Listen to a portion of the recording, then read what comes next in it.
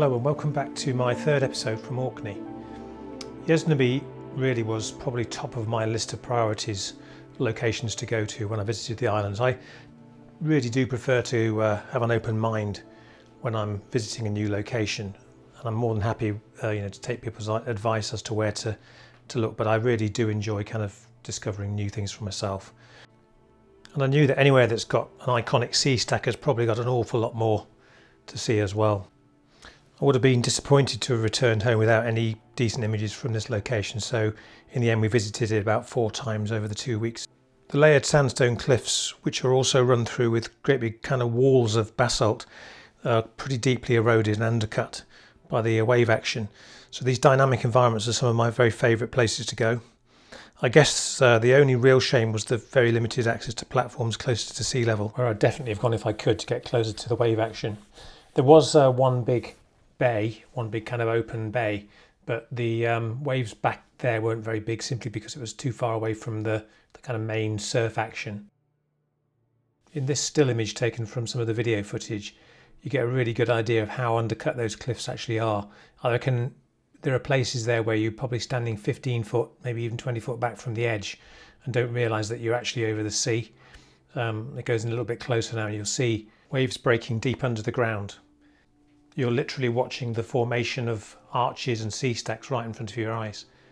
In fact, looking back on this shot now, I reckon I could probably have spent every single evening there, 14 evenings in a row, and I would have only scratched the surface even then. The main problem actually though on the first 2 visits was the wind. It was there'd been a westerly gale blowing. I actually arrived on the island in kind of very stormy seas, and the day after there was still all the swell there. There's still a really strong gusting wind that was sending salt spray probably 100 metres inland, so any photography on the shoreline was really almost impossible, simply because the lens is completely fogged up with salt spray in no time at all.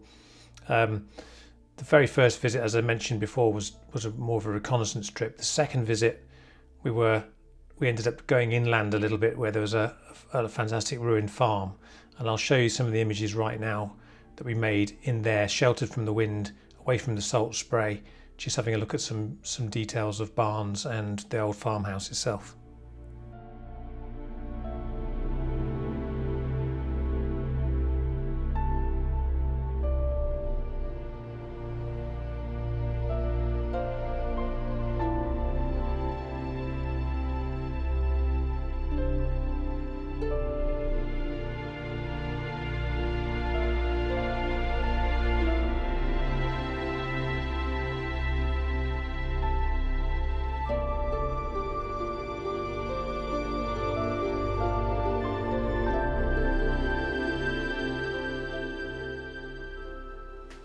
Our third visit to Yesnaby was far more successful.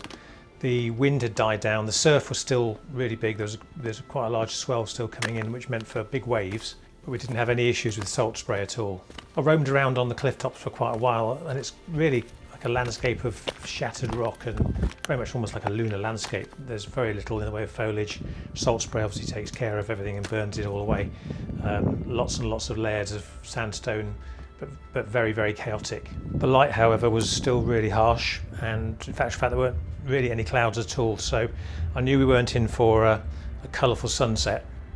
So I spent some time shooting fast shutter speed images of the waves breaking, and I did this on an automatic shutter, so I was firing bursts of exposures to make sure I captured an image that was kind of a worthwhile thing to have, and I very quickly realised that I was burning my way very rapidly through my memory card, so I stopped this and then started to walk along the shoreline to find a good composition with the sea stack itself.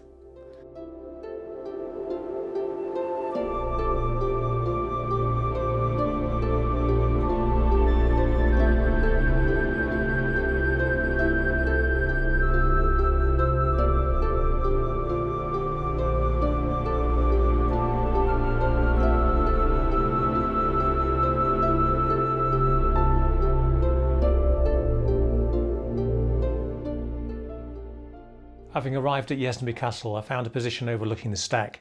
The light hadn't really improved much, still a bit harsh for my liking, so I made a few exposures of waves breaking through the arch and took the opportunity to fly my drone and get an idea of the lie of the land further along the shoreline. What I really wanted to do here was capture the action and the kind of movement of the water as it came through the hole in the stack. So the waves probably about 8 foot high, and when every now and then one would break right against the back of the stack and they would cause this kind of burst of water coming through. So I was timing my exposures really for that. And finally, my patience really paid off. The low angle of light now meant that I was getting some really lovely warm colour along the face of the cliffs. And I even managed to find a meaningful foreground for an upright image, like this.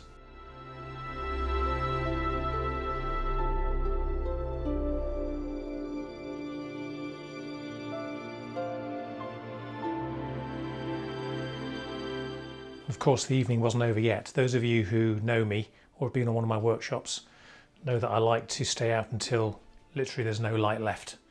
I'm making some very long exposures into the kind of deep dusk.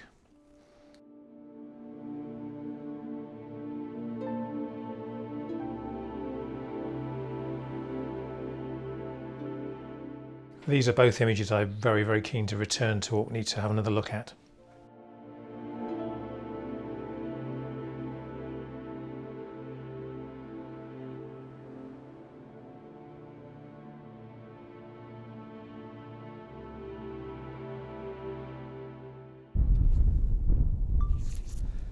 Okay, so this is my 4th time here at Yesnaby.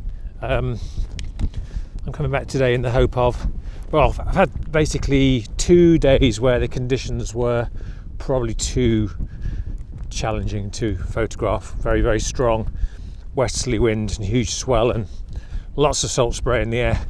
That was 2 days. So in the end, I actually went over to the house in the field over there. You can just see and photograph some details which you'll be seeing some of later in the episode.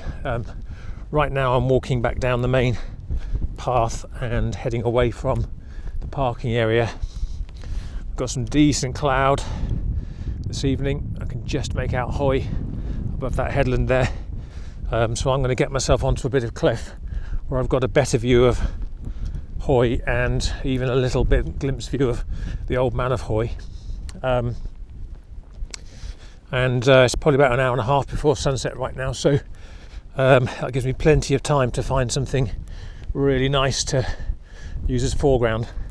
I've also got some really, really lovely side light already, so to be honest, if I arrive there and things are looking good, I can start photographing right away. Still a bit of swell. Excuse the sun as I go past this shot, but here we go. Down there you can see a reasonable swell coming in still over the rocks. It is rather lovely. And I'm going to go over beyond that headland under the sun there to hopefully set up, so I'll see you in a while.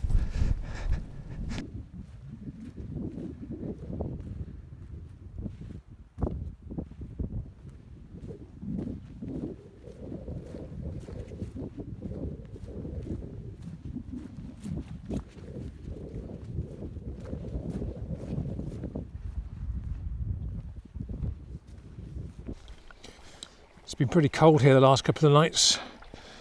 Natural, yeah, there's some ice here. Nice little brook running in, burn.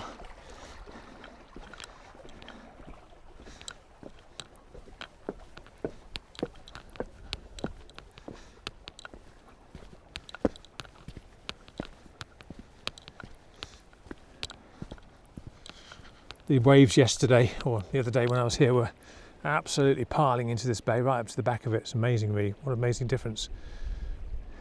The wind today is coming from the southeast, so it's actually, with the high pressure, it's flattened the swell quite a lot, and of course the waves are really relatively small here now.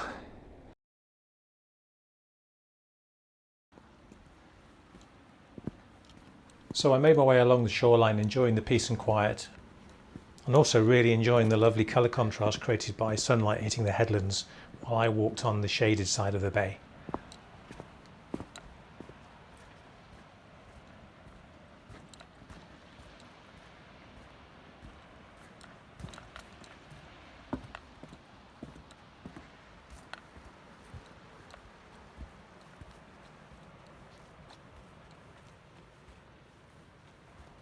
So I'm just coming up now to one of the locations I photographed at on my last visit.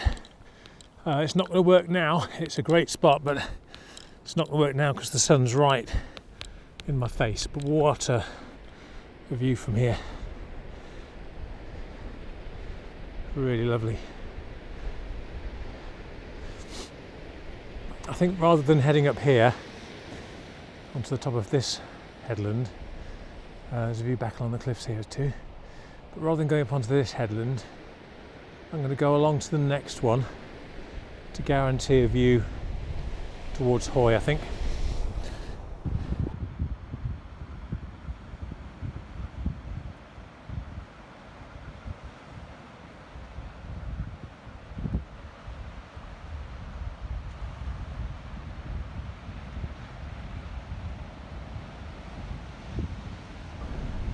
This looks like it might be pretty promising.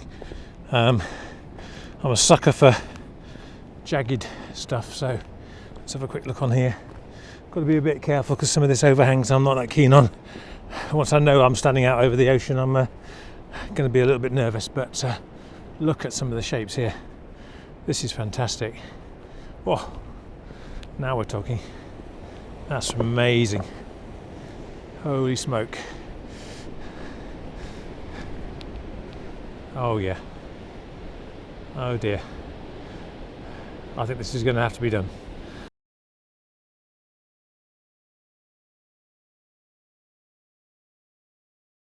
Well, wait, what was that, I hear you ask? Basically, I made a ridiculous error with my phone. Rather than recording video, I recorded time-lapse. So I was doing some voiceover at the same time and explaining what I was putting together compositionally, and I thought I'd record it and film the back of my camera, but actually I time-lapsed 45 seconds down into 2. So you get a little bit of drone footage now. What I'm going to do is I'm going to play the audio that came along with that time-lapse, which is considerably longer than the split second that you saw of flashing images. Okay, pretty challenging light. I found a composition I quite like. You can see my reflection here, but I've already taken a couple of versions of it. But I'm actually standing on top of a sea arch. Just see here is an enormous hole going straight down to the sea. Nothing splashing out of it, luckily.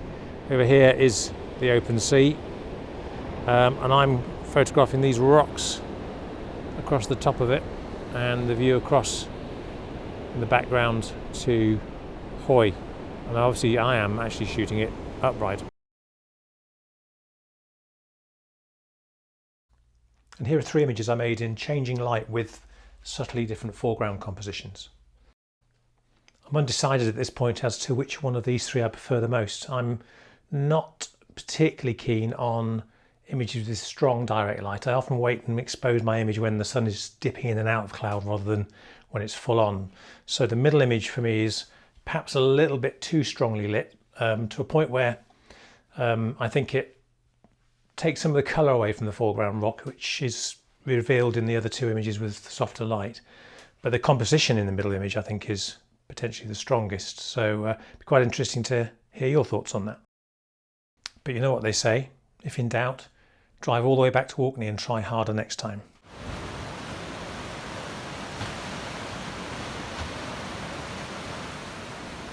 Because I rarely leave a location until I can't see without a torch, here are a selection of images I made in the 30 minutes after the sun had set along the cliffs there, with the ambient glow out to the west just lighting the face of the cliffs. It's something I like to call sticky light.